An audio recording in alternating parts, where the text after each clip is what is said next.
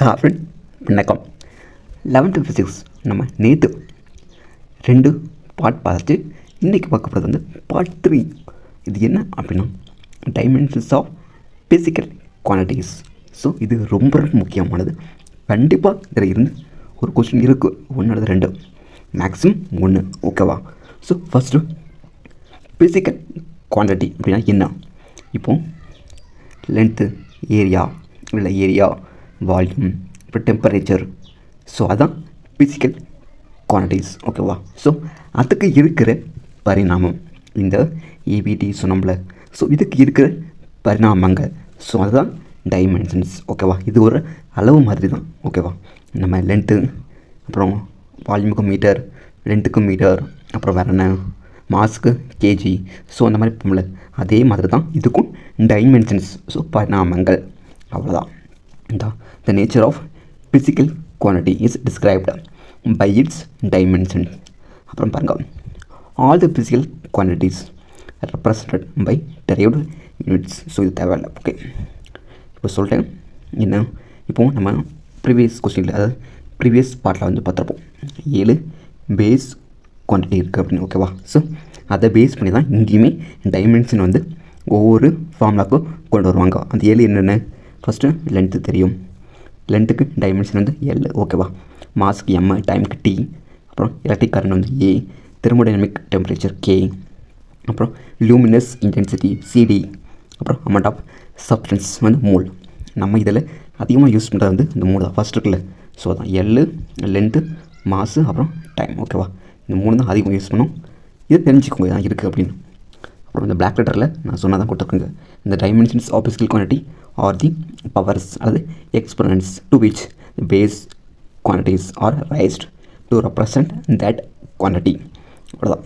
Okay, இப்போது இந்த dimension formula வந்து இந்த ப்ராக்கெட் யூஸ் பண்ணி தான் மென்ஷன் பண்ணியிருப்பாங்க ஒவ்வொரு டைமென்ஷனுமே. ஸோ அதை தெரிஞ்சுக்கோங்க. ஓகேவா? ஓகே, இப்போது டைமென்ஷன் என்னன்னு சொல்லிட்டு அது எப்படி டெரைவ் பண்ணுறது, ஸோ அப்படிங்கிறது ஓகே இப்போ இதில் பார்த்தோம். இந்த கொடுத்துருக்கோண்ணா எக்ஸாம்பிள் பாருங்கள். இப்போ வால்யூம்னு என்ன? Length into breadth into height. ஓகேவா? LB into H. ஓகே, இது எல்லாத்துக்குமே எல் தான். டைமென்ஷனில் பார்க்கும்போது வந்து இது எல்லாத்துக்குமே லென்த்துக்கு எல் தான், பிரெத்துக்கு எல் தான். ஏன் அப்படின்னா பிரெத்தும் ஒரு விதமான ஹைட் தான். ஓகேவா? ஒரு கொசரம் தான், ஒரு அளவு, ஒரு லென்த்து தான். ஓகேவா? ஹச் ஹைட்டும் அப்படிங்கிறது லென்த் தான், எல் தான். ஸோ 3 வச்சு பார்க்கும்போது எல் கியூப். வால்யூமோட டைமென்ஷன் வந்து எல் கியூப் அப்படிங்கிறது ஈஸி நமக்கு கிடச்சிரும். இப்போது இங்கே எல் மட்டும் தான் இருக்குது, எம் இல்லை. ஸோ எம் பவர் 0, டீயில் எதுவுமே இல்லை. So T power 0. இந்த 0 எதை குறிக்கும் அப்படின்னா இந்த டைமென்ஷனில் எதுவுமே இல்லை அப்படின்னு அர்த்தம். ஸோ அதுதான் இங்கே சொல்லியிருப்பாங்க. இந்த பிளாக் கலரில் டைமென்ஷனாக என்ன அப்படிங்கிறத சொல்லியிருப்பாங்க. ஓகே, சிமிலர்லி அதேமாதிரி ஃபோர்ஸுக்கு பாருங்கள். ஃபோர்ஸுக்கு தெரியாமல் ஃபார்முலா F = ma. ஓகேவா? Mass into acceleration. மாஸ்க்கு என்ன? M. ஸோ அது ஓகே. ஆக்சலரேஷன் என்ன? Length divide by time square. Length divide by time square. ஓகேவா? ஸோ லென்த்துக்கு எல் தான், எம் டிவைட் பை எல் தான். டைமுக்கு டி ஸ்கொயர்னு வரும். ஓகேவா? இந்த டி ஸ்கொயர் மேலே போகும்போது டி பவர் -2 மாறிடும். இந்த எம்எல்டி -2. இது எப்படி கொண்டு வரும் அப்படிங்கிறது வந்து நெக்ஸ்ட் கொடுத்துருப்போம், நான் அதை சொல்கிறேன். ஓகேவா? ஓகே, வேறு எது இருக்குதா? ஓகே, வேறு எதுவும் இல்லை. இந்த இதில் இது என்ன அப்படின்னா, இப்போ சில டைமென்ஷனுக்கு, இப்போது டைமென்ஷன்ஸ் அப்படின்னா ஜஸ்ட்டு ஒரு ஃபிசிக்கல் குவான்டிட்டியோட பரிணாமங்கள் எம்எல்டி அப்படிங்கிற மாதிரி தான் மென்ஷன் பண்ணிப்பாங்க. தவிர அதில் எவ்வளோ அளவு இருக்குது, அதாவது 2 இருக்கா 5 இருக்கா அப்படிங்கிறதில் சொல்ல மாட்டாங்க. ஸோ மெக்னிட்யூடு, ஸோ அதில் சொல்ல மாட்டாங்கன்னு சொல்கிறாங்க. அப்படி சொல்ல மாட்டாங்கன்னு சொல்கிறதுனால தான் initial velocity, change velocity, average velocity எல்லாத்துக்குமே டைமென்ஷன் சேம் தான். ஓகேவா? எல்டி -1 அப்படிங்கிறது சொல்கிறாங்க. எதுக்காக அப்படின்னா இங்கே மெக்னிட்யூடு எடுக்க மாட்டாங்க, ஜஸ்ட் அந்த எம்எல்டி, ஸோ அதை மட்டும் தான் எடுப்பாங்க. ஸோ அதனால தான் எல்லாத்துக்குமே இந்த வெலாசிட்டி வந்து சேம் அப்படின்னு சொல்கிறாங்க. வெலாசிட்டியோட ஃபார்முலா எல்டி -1 தான். ஓகேவா? ஓகே, இப்போ இதில் நான் எடுத்து பாருங்கள். இது ரொம்ப கிச்சிட்டிங்க. ஐயோ, பாருங்கள், டைமென்ஷன்ஸ் ஃபார்முலே அண்ட் டைமென்ஷனல் ஈக்குவேஷன். அதே தான் டைமென்ஷனல் ஃபார்முலா என்ன? எம்எல்டியில் எழுதுவோம். ஸோ அது வந்து எந்த ஈக்குவேஷன் எழுதுகிறோம்? இப்போது கினடிக் எனர்ஜி 1/2 mv². இதுக்கு நம்ம அந்த இந்த பிசிக்கல் குவான்டிட்டிக்கு நம்ம எழுதணும் வச்சுக்கோங்களேன். டைமென்ஷனல் ஃபார்முலா வச்சுக்கோங்களேன், ஃபார்முலா. ஸோ அதை தான் டைமென்ஷனல் ஈக்குவேஷன் சொல்கிறாங்க. ஜஸ்ட்டு அந்த ஃபார்முலாவை தான் ஈக்குவேஷன் சொல்கிறாங்க. ஓகே, வந்து ஒருத்தவங்க பாருங்க, an equation obtained by equating physical quantity with its dimensional formula is called dimensional equation. So அவ்வளோதான். இதில் ஒன்றும் இல்லை, இது ஜஸ்ட்டு இந்த இது தெரிஞ்சுக்கோங்க. இதில் மேபி இது கொடுத்து எக்ஸாம் கேட்கலாம். வால்யூம்க்கு என்ன? ஸோ எல் கியூப், அப்புறம் வெலாசிட்டி எல்டி -1, அப்புறம் ஃபோர்ஸு இதான் பார்த்து எல்லாமே ரோ டென்சிட்டி. ஸோ இது மக்கப் பண்ணி கொஞ்சம் வேல்யூ உள்ளது. இல்லை உங்களுக்கு போட தெரிஞ்சு அப்படின்னு நீங்கள் போட்டுக்கலாம் ஈஸியாக எல்லாமே. ஓகே, நான் இது தனி கூட வீடியோ போடுறேன்.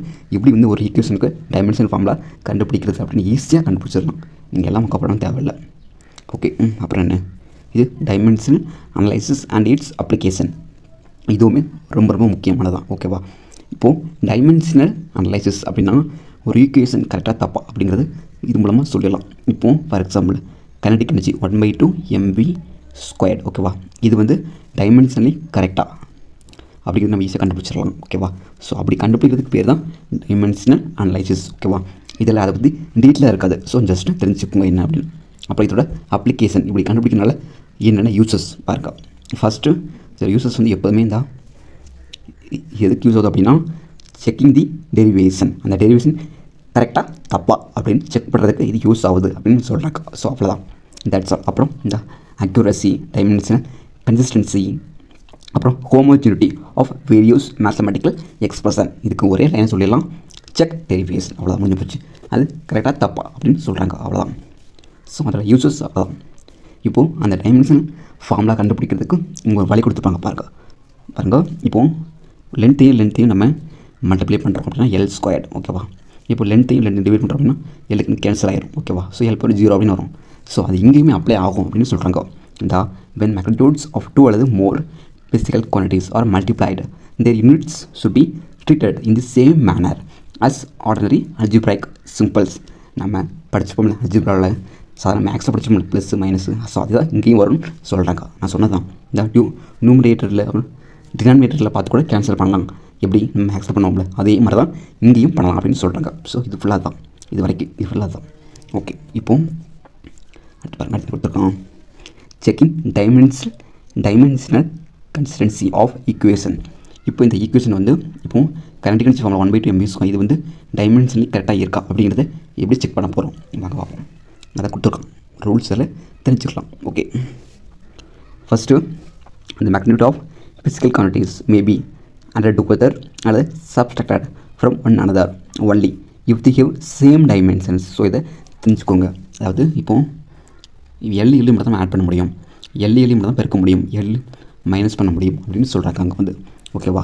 In other words we can add அல்லது subtract similar physical quantities.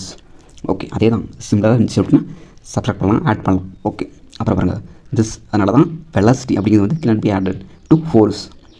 அதாவது வெலாசிட்டியும் ஃபோர்ஸ் ஆட் பண்ணவும் முடியாது, கழிக்கவும் முடியாதுன்னு சொல்கிறாங்க, சப்ட்ராக்ட் பண்ணவும் முடியாது அப்படின்னு சொல்கிறாங்க. அதனால தான். ஸோ ஓகேவா? அப்போது இவங்க என்ன சொல்ல வராங்க அப்படின்னா பிரின்சிபல் ஆஃப் ஹோமோஜினிட்டி அப்படின்னா ஒத்து போயிருக்கணும், ரெண்டுமே சேமாக இருக்கணும். ஸோ அந்த ஹோமோஜினிட்டி பிரின்சிபலை இங்கே கொண்டு வராங்க. ஓகேவா? இப்படி கொண்டு வந்து அந்த டைமென்ஷன் கரெக்டாக அப்படிங்கிறது அனலைஸ் பண்ணுறாங்க, அந்த ஈக்குவேஷன் கரெக்டாக தப்பா அப்படிங்கிறது கொண்டு வராங்க. ஓகே, வேறு ஓகே அவ்வளோதான். இப்போது ஃபார் எக்ஸாம்பிள் இந்த இது கொடுத்துருக்கோம் பாருங்கள். ஓகே பாருங்கள், இது இருக்குதான். இப்போ சொல்கிறோமே சேமாக இருக்கணும் அப்படின்னு. இப்போது இந்த டைமென்ஷனல் ஈக்குவேஷன் ஃபஸ்ட் எப்படி நம்ம கண்டுபிடிக்கிறதுன்னு பார்த்துட்டு இந்த பேரை வரும். இப்போது இந்த ஈக்குவேஷனுக்கு டைமென்ஷனல் கன்சிஸ்டன்சி பார்த்துருக்காங்க, பார்ப்போம். இப்போ எக்ஸ் அப்படின்னா டிஸ்பிளேஸ்மெண்ட் அல்லது லென்த் ஏதோ ஒன்று. ஓகேவா? எல். ஸோ இந்த எல் வந்து இந்த பக்கம் ஃபுல்லாக அந்த ஈக்குவேஷனுக்கு எல் வருதா, இந்த எல்லும் சேமாக இருக்கா அப்படிங்கிறது பாருங்க.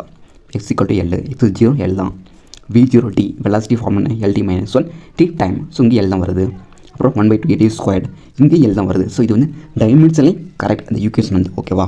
இதுக்காக ஆனால் அப்படி கரெக்டாக இருக்கிறனால அந்த ஈக்குவேஷன் நம்ம கரெக்டு அப்படின்னு சொல்ல முடியாது. ஏன் அப்படின்னா டைமென்ஷன் வந்து ஜஸ்ட் அனலைஸ் பண்ணுறாங்க, ஒரு ஈக்குவேஷன் வந்து கரெக்டாக தப்பா அப்படிங்கிறது வந்து மேபி அது டைமென்ஷனலி கரெக்டாக இருக்கலாம். ஓகேவா?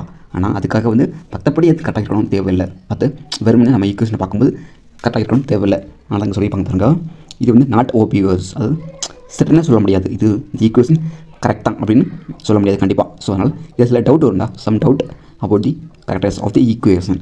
ஸோ அதனால தான் இந்த ஈக்குவேஷனை பொறுத்த வரைக்கும் இது கரெக்ட் இது தப்பு அப்படின்னு சொல்ல முடியாது. இந்த லாஸ்ட் கொடுத்துருவாங்க இந்த பிளாக் லைனில். ஓகேவா? இப்போது சப்போஸ் ஒரு ஈக்குவேஷன் வந்து ஃபெயில் ஆச்சு, இப்போ இந்த எல் வந்து சேமா இந்த எல் வரல அப்படின்னா அது ராங். ஓகேவா? அது எப்படி ராங்கு? டைமென்ஷனலி ராங், அவ்வளோ. அதுக்காண்டி அந்த ஈக்குவேஷனே தப்பு கிடையாதுன்னு அர்த்தம். ஓகேவா? பட் ஒருவேளை அந்த ஈக்குவேஷன் வந்து இந்த மாதிரி பாஸ் ஆகிடுச்சு அப்படின்னா அது வந்து டைமென்ஷனலி கரெக்ட், அவ்வளோதான். அது கிடையாது, மற்றபடி கரெக்டாக இருக்கணும்னு தேவையில்லை அப்படின்னு சொல்கிறாங்க. பாருங்க, thus dimensionally correct equation will not be actually and exact correct equation இருக்கணும் தேவையில்லை அப்படின்னு சொல்கிறாங்க.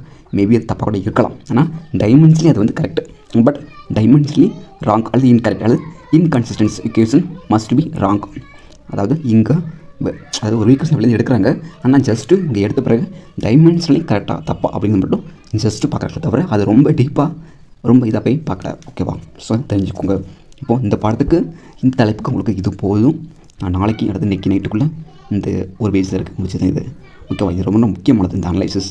அப்புறம் இது அப்புறம் டைமென்ஷனல் ஃபார்முலா ஈக்குவேஷன் எப்படி டெரைவ் பண்ணுறது, எப்படி ஃபார்முலா கொண்டு வரது அப்படிங்கிறத நெக்ஸ்ட் வீடியோவில் கண்டிப்பாக போடுறேன். Okay friends, thank you.